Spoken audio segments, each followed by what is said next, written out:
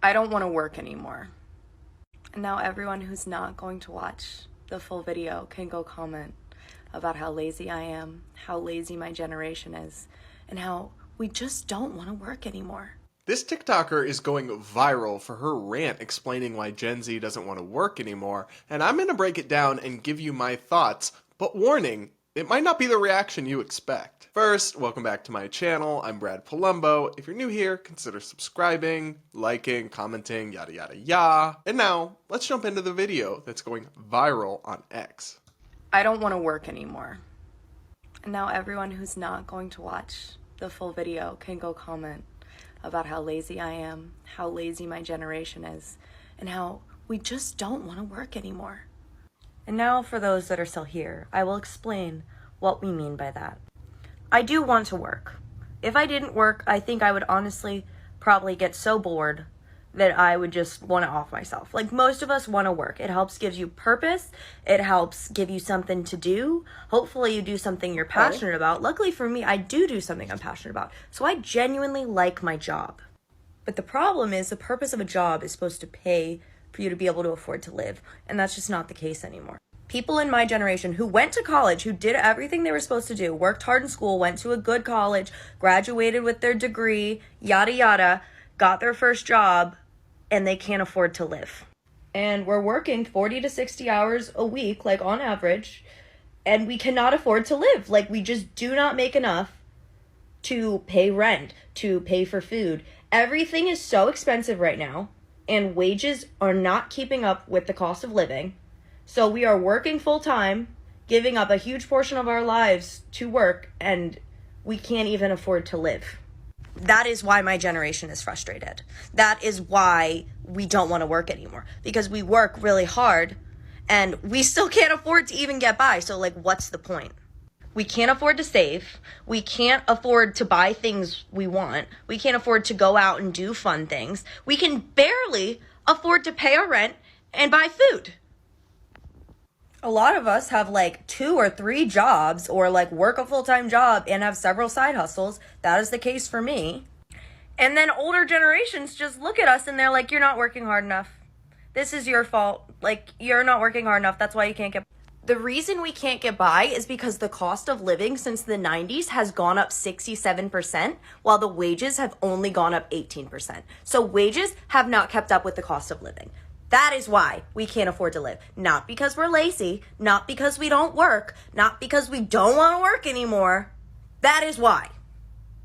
That is all. So you might be expecting me to dunk on this girl because that's frankly usually how I react to viral TikToks, but I'm not going to because I think she has a few good points and she's onto something. I also like the fact that she sees the value in work and unlike most TikTokers, actually wants to work and has a passion for contributing and being a productive member of society rather than just, complaining about how terrible it is they have to work. She actually seems down to work and I appreciate that. I relate to that. Her main complaint is that even working hard, many people still can't afford to live right now. And she is not wrong about that. We've all seen and felt the runaway inflation we've experienced over the last few years, and even though it stopped going up by as much, prices are still way higher than they were just a few years ago. Most people's pay has not gone up to match it. The real question is not if this is true, but why.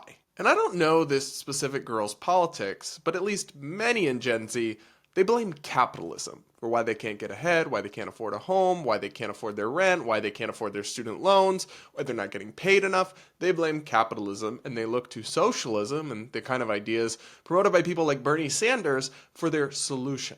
This gets it exactly backwards. The cost of living crisis that we're living through right now is not a natural product of free market capitalism. It's an artificial creation of failed big government interventionist policies. Young people like this are often quick to blame greedy corporations for how expensive things are, but that's never made any sense. I mean, corporations have always been greedy, and they're not suddenly more greedy now than they were 5 years ago when things were cheaper.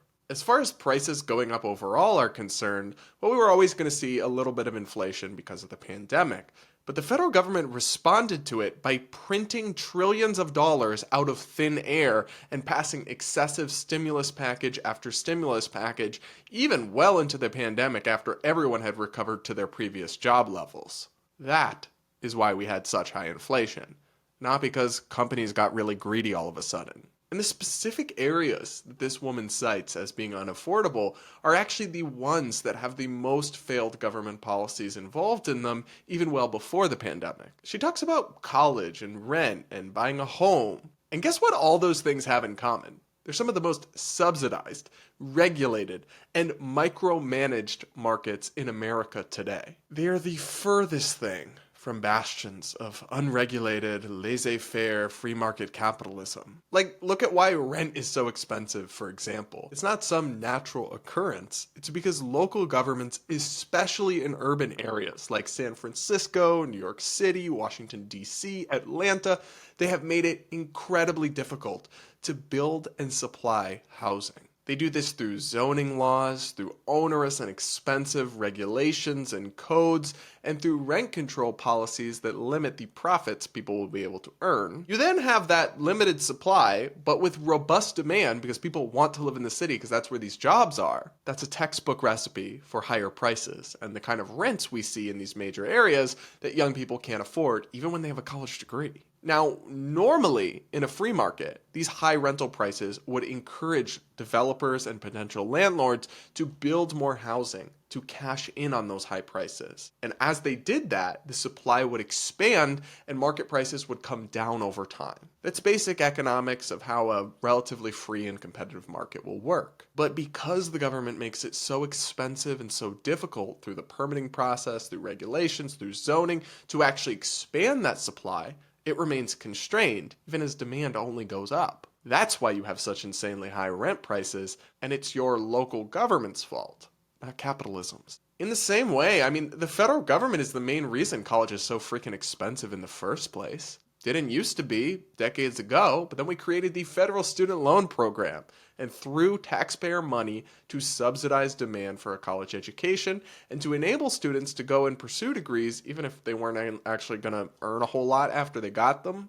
And all the federal money subsidizing students to go to college, like basic economics would predict, led to increased prices. Research even shows that for every dollar the feds gave out in loans, about 60 cents was just captured by universities raising tuition prices. Gee, who could have predicted that? So I sympathize with this person's complaint, and I see why it got millions and millions of views on TikTok and on Twitter. But young people need to understand that the solutions to these problems are not what they think they are. And the causes of these problems are also not what they think they are. But I do think that conservatives and older Americans across the political spectrum are too quick to dismiss the complaints of Gen Z and TikTokers like this as just kids being whiny or lazy and they don't want to work anymore or that kind of thing. There is some legitimacy to some of their concerns. That said, there's also a grain of truth to the kids don't want to work anymore narrative as well. I've reacted to enough viral anti-working TikToks to know that there's at least a strain or a subset of Gen Z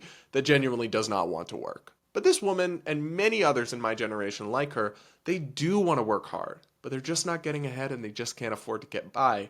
And that's not all their own fault. We need to offer real solutions to these problems so they don't keep gravitating towards false prophets and charlatans like the Bernie Sanders and AOCs of the world. Anyway, what do you guys think of this video? Let me know. Do you sympathize with this Gen Z chick or not? That's it for this video. Thanks for watching. Thanks for tuning in. Thanks for supporting this channel. We're growing really fast. And if you enjoyed this video, don't forget to like, comment, subscribe, yada yada yada, and I'll see you all in my next video. If you want more Brad content and you want to see me discuss more things from TikTok, even though I lose brain cells every time, go and look at these videos where I take on more insane TikToks.